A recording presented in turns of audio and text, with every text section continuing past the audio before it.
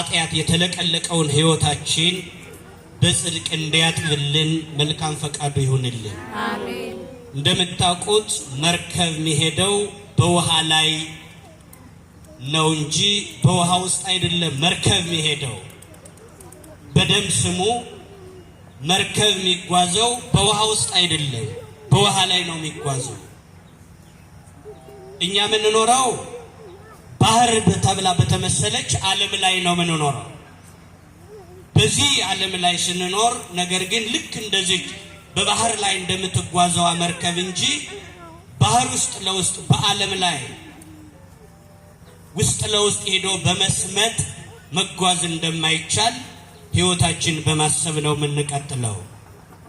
መርከቧን እያሰባችሁ ዓለምን እያሰባችሁ የእናንተን ሕይወትም እያሰባችሁ መርከቧ በባህሩ ውስጥ ሳይሆን በባህሩ ላይ ነውና የምትሄደው። እኛም ደግሞ በዓለም ላይ ስንኖር በዓለም መኖር እንጂ በዓለም ውስጥ ገብተን እንደጨሟምተን እንዳንጠፋ የእግዚአብሔር ቃል እንደሚያስፈልግ ሁላችሁም ታሳቢ በማድረግ ይህን ቃል መማር እንድንችል እኔ ቆሜ እናንተ ቁጭ ብላችሁ አምላካችን እንዲያስተምረን መልካም ፈቃዱ ይሁንልን። አሜን። ታሪኩ እንደምታውቁት የአብርሃም ቤተሰብ ታሪክ ነው። የአብርሃም ቤተሰብ ታሪክ ነው በዛሬው የምንመለከተው። በነገራችን ላይ በጆሮ የጠገባችሁት ያወቃችሁት የሚመስል ነገር ግን ድፍን ዓለም ላይ ያለውን እውነት ቁልጭ አድርጎ አፍጥጦ ማሳየት የሚችል የእግዚአብሔር ቃል የተቀመጠበት ቅዱስ ቃል ይሄ ቃል ነው። ምድርን ከተፈጥሮ ጀምሮ እስከ ፍጻሜዋ ድረስ በመዳፉ ላይ አስቀምጦ ኤልሻዳይነቱን ያረጋገጠላት ልዑል አምላክ እግዚአብሔር ዛሬ በዚህ ምሽት በዚህ ሰዓት በዚህ ቀን በእያንዳንዳችን የሕይወት ውጣ ውረድ ውስጥ የሚያስተላልፍልን መልእክት አለ። እሱም የትምህርታችን ርዕስ ኤልሻዳይ ነኝ። በእግዚአብሔር ስም ድምፃችሁን ከፍ አድርጋችሁ ድገሙት። ኤልሻዳይ ነኝ በሉ። ኤልሻዳይ ነኝ። ኤልሻዳይ ነኝ ማለት ያው ኤልሻዳይ ሁሉን ቻይ ማለት ነው። ኤልሻዳይ ሁሉን ቻይ ነኝ፣ ሁሉን ማድረግ እችላለሁ። በሕይወታችን ውስጥ ያዘንበት የተከዝንበት ብዙ ጉልበት ያወጣንበት ነገር ሁሉ እንደ እግዚአብሔር ግን ቀላል ሆኖ መፍትሄ የሚያገኝበት በተለይ በሃይማኖታችን ጸንተን ስንኖር ክርስቲያን ነኝ ማለት ኢትዮጵያዊ ነኝ እንደማለት ቀላል እንዳልሆነ፣ ክርስቲያን ነኝ ማለት ኢትዮጵያዊ ነኝ እንደማለት ቀላል እንዳልሆነ በጣም ትልቁ የክርስትና ምዕራፍ እንደሆነ ምናይበት ሕይወት ነው። ክርስቲያኖች ለውጥ ምንፈልግበት ይሄ አንድ ጉባኤ በጣም ብዙ ሰው ይለውጣል። ብዙ ሰው ይለውጣል ብለን ምንናገረው እግዚአብሔርን ታሳቢ በማድረግ ነው። ይገርማችኋል፣ አንድ ሰዓት ጨርሰን ልንናገር እንችላለን። እግዚአብሔር ግን የጨረስነውን ድፍኑን አንድን ሰዓት ላይ ይጠቀመው ይችላል። አንድን ሰው ለመለወጥ እግዚአብሔር የሚጠቀመው አንዱን ቃል ብቻ ሊሆን ይችላል። ረጅም ሰዓት ስንናገር ከረጅሙ ሰዓት ከብዙ የቃላት ንግግር መካከል አንዱን ምክንያት አድርጎ ምናልባት ወደ ጆሮአችን ያለፈውን ወደ ልባችን ቢያፈሰው በመማፀን ነው ክርስቲያኖች። ስለዚህ ወገኖቼ አንድ ታሪክ ነግሬያችሁ ልለፍ። በታሪክ ውስጥ የሚነገረው ነገር ሁሉ እያንዳንዱ በመጽሐፍ ቅዱስ ውስጥ የተጻፉ ክፉ ሰዎችም አሉ። የክፉ ሰዎች ታሪክ አለ፣ የደጋግ ሰዎች ታሪክ አለ። ያንን ግን ቁም ነገር አድርጎ ለሚያነብ ሰው በትኩረት ሰጥቶ ለሚያነብ ሰው በጣም ሰፊ የሆነ ወደኛ እያንዳንዱ ነገር ክፉ ሰዎች በመጽሐፍ ቅዱስ ተጽፈዋል። የደጋግ ሰዎች ታሪክ አለ። ተጨምቆ ግን ተደምሮ ተቀንሶ ውጤቱ የነዚህ ሰዎች ታሪክ የኛን ሕይወት መዳሰስ እንጂ ከዚህ በፊት የነበሩ የነ አብርሃምን የነ ሳራን የሌሎችን የደጋግ ሰዎች ታሪክ ተርኮ ማለፍ አይደለም።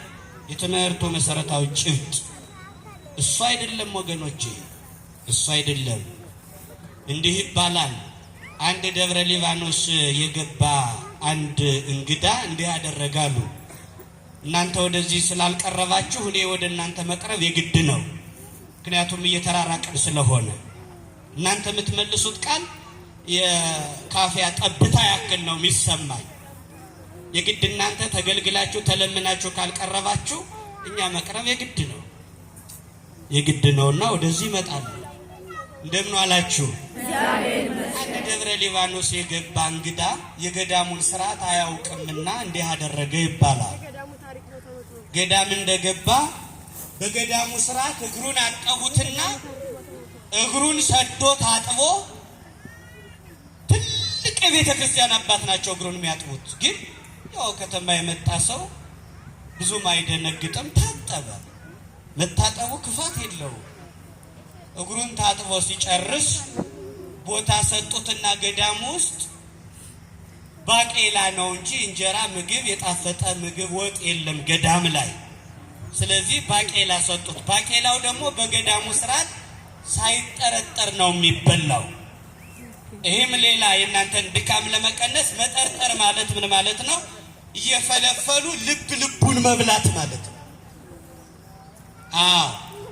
በከተማ ቅንጦት በተለይ የጠገበ ሰው ሲበላ ለሁሉም አቃቂር እያወጣ ይበላል፣ ይመርጣል። ባቄላም ከሆነ እየሰነጠቀ ልብልቧን ልምልሟን ነው የሚበላው። ገዳም እንደገባ ረስቶታል። የገዳሙን ስርዓት አያውቀውም። ስለዚህ ምን ያደርጋል ይህ ሰው? ገዳሙ ገብቶ እግሩን ሰዶ ታጠበ። እንደ ይሁዳ ረዥም እግሩን ሰዶ ከታጠበ በኋላ መጨረሻ ላይ ቦታ ሰጡትና ባቄላውን ደግሞ እየጠረጠረ ልብልቡን ሲበላዩትና የገዳሙ ስርዓት ግን ከነሸለፈቱ መብላት እንጂ ዳይነት ስርዓት ስለሌለ ግራ ሲገባቸው አባቶች አስተዋይ ናቸው።